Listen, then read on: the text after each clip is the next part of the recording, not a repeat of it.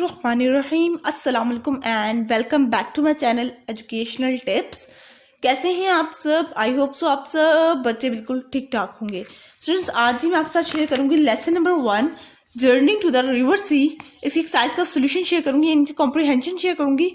तो आप सब बच्चे अपना पेज नंबर खोल लीजिए, पेज नंबर 11 में ओपन कर लीजिए। और यहाँ पे हमारे पास कॉम्प्रिहेंशन है और इसका हमारे पास ये पार्ट नंबर ए है। हमारे पास use word and phrases from the extract to support your answer.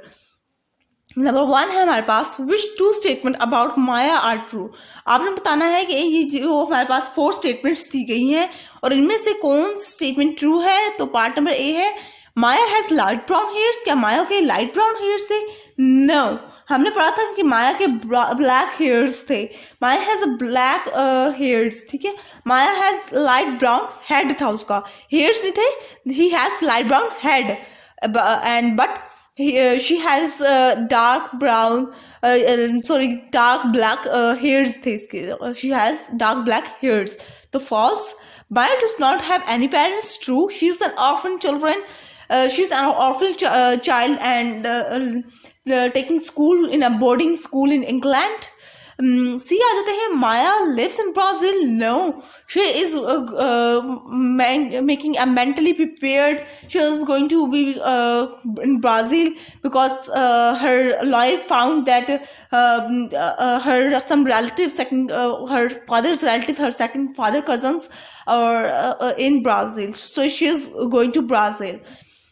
D आ जाते हैं माया feels afraid of the future। true, she was very curious, she was very afraid of what happened in the future, in the coming days, what is going to be happen with her।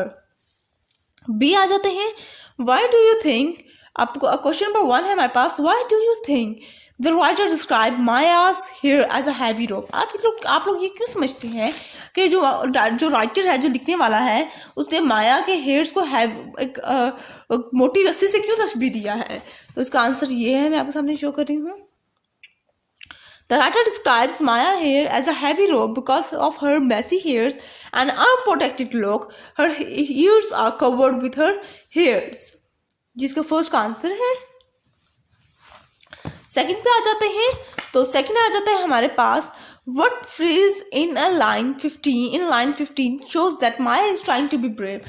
अब वो कौन से ऐसे phrases हैं जो कि describe कर रहे हैं कि माया अपने आप को बहुत मोटिवेट करने की कोशिश कर रही है। माया कोशिश कर रही है कि वो किसी के सामने भी अपना वीक पॉइंट शो ना करे, किसी को ये जाहिर ना करे कि वो इस टाइम बहुत अफसुर्दा है या उसको बहुत टेंशन हो रही है अपने फ्यूचर के बारे में। तो वो आपने फ्रेजेस बताने हैं। So here is the answer of the phrase "a home" shows that Maya is trying to be react like a brave girl। She thought that why she is going to be afraid. She is finally going to her home। Okay, she spent her 2 years holidays in school and she is trying to accept that thing that she is finally going to her own home। Okay, next coming towards third question, why does the writer repeat the word home in line number 15 and 17? They are asking that why writer is continuously repeating home। it means क्यों वो writer बार बार एक ही phrase को, एक ही word को repeat करा जा रहे हैं, घर घर घर घर, क्यों? वजह क्या है इसकी? The writer repeat the word home because Maya spent her 2 years in the school and after spending 2 years in the school she is going to her home finally। Okay, next coming towards fourth one, find true phrase in the last line that shows Maya was curious to learn about the Amazon and willing to try and live there। अब वो आखिरी sentence में, आखिरी line में कौन से 2 ऐसे phrases हैं जो कि बता रहे हैं कि माया ने अपने दिमाग को, अपने जहन को इस बात को एक्सेप्ट करवा लिया है कि वो जाएगी उनके साथ, वो अपने उनके सेकंड कजन, फादर के सेकंड कजन के पास जाएगी और अमेज़न जंगल में, और वहाँ पर रहेगी। तो वो जो फ्रेजेस थे वो ये थे। The phrase she voted and I will shows that she was curious and willing to try and live there। ये इसका आंसर है, ठीक है। Next coming towards C portion है what about you. Have you had to move a new place, आज तक कभी आप किसी नई जगह पे गए हैं? What word would describe how you felt before you move, आपने किस तरह से अपने आप को फील किया किसी नई जगह पे जाने के लिए? देखिए हमारे तो पेरेंट्स जिंदा हैं, हमारे दोनों बोथ पेरेंट्स अमूमन बच्चों के जिंदा हैं, ठीक है, they are lived, so they are living in the world. Sorry, I'll use the word lived, not in the past, in present. They are living in the world and they are with us, so we are very happy to move to a new place because we felt that the upcoming place is very adventurous and so on. ठीक है, next coming towards page number 12. Page number 12 पे आ जाते हैं तो part number A आ जाता है हमारे पास. Finish the sentence below by adding a contrast that will be accept from the first clause. अब फर्स्ट क्लॉज ये होता है, ये फर्स्ट क्लॉज है, ये क्या है, और जो मैंने आगे लिखा है ये सेकंड क्लॉज होगा. नंबर 1 है I looked happy but I am sad. But के बाद जो यूज़ करेंगे हम लोग वर्ड से लिए कुछ स्पेसिफिक वर्ड्स होते हैं, कुछ कंजक्शन स्पेसिफिकली यूज़ करते हैं हम लोग.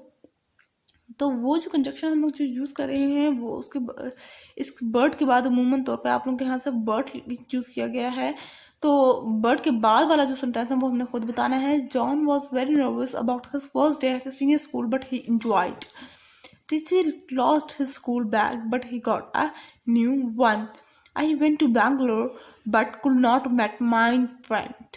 माइन मतलब मेरा. He is a great swimmer but he lost the match. Next, coming towards B, in 5 of the sentences below, the conjunction but should have been used instead of and to join the two clause. आपने जहाँ जहाँ पे and use हुआ हुआ है वहाँ पे आप लोगों ने but यूज करना है. नंबर 1 आ जाते हैं the forecast was for rain but it stayed sunny all day. And की जगह but. Mahmood sent in his application for a team but and जो कट के but आ जाएगा, but waited for an answer. Third, he was afraid and kept working and की जगह but आ जाएगा. Maria spent the weekend Sunday mathematics but writing an essay for English. And then fifth, he is rich and he is not happy and की जगह क्या लिखेंगे but. Charlie become addicted to football but क्या आएगा but that was a surprise to no one. 7, we ordered strawberry ice cream and वो काट के but लिखेंगे, और जहाँ जहाँ पे अपने काट के but लिखा हुआ है ना वो आप लोगों ने अपनी नीट कॉपीज पर आप लोगों ने इसको पूरा सब कायदा सेंटेंस बनाना है, ठीक है. but received vanilla. 8, she thought him a shirt but he hated the color. Okay, अब डी पार्ट, अब ये हमारे पास इसका सी पार्ट पे आ जाए. Make up 3 sentences of your own where but is use to indicate a contrast that will be accepted after the first clause. Remember use the comma before but. आप लोगों ने कोई से 3 sentences बनाने हैं बट के, जो कि फर्स्ट क्लॉज के बाद लगा रहे हो आप लोग बट, ठीक है, सेकेंड क्लॉज के लिए. उसके बाद आ जाते हैं पेज नंबर 13 पर. पेज नंबर 13, ठीक है. अब आ जाते हैं पार्ट नंबर इस पर ए पर. Add E R or O R for the word root below to make a noun. आपने इन नाउन्स को साथ ओ आर या ई आर लगाना है. पहले में आ जाएगा ओ आर गवर्नर. सेकंड पे आ जाएगा beaker, sorry baker, BAKER baker. C आ जाता है एडिटर, TOR आता है. डी से calculator. E for protester. F for sponsor, F वाला है sponsor. G dress maker. H lawyer. I supervisor. J actor. उसके बाद आ जाते हैं BAR as an ending of a noun is fairly rare. Add AR to the example below. आपने AR add करना है. ग्रामर, बर्गुलर, कैलेंडर, सेलर, ठीक है. अब आ जाते हैं हम लोग बी पार्ट पे. हम लोगों ने कर लिया है सेलर, और ई पार्ट रह गया हमारा कैटरपिलर, ठीक है. अब सी पार्ट पे आ जाए. The adjective ending AR is quite common. जो काफ़ी ज़्यादा एडजेक्टिव होते हैं जो कि AR पे एंड हो रहे हों. Add AR at the example below. आपने इनके व्हाट एडजेक्टिव आर फॉर्म, आपने इनके साथ AR ऐड करना है ताकि ये एडजेक्टिव बन सके. सिमिलर, फैमिलियर, पिकुलर और पार्टिकुलर, ठीक है.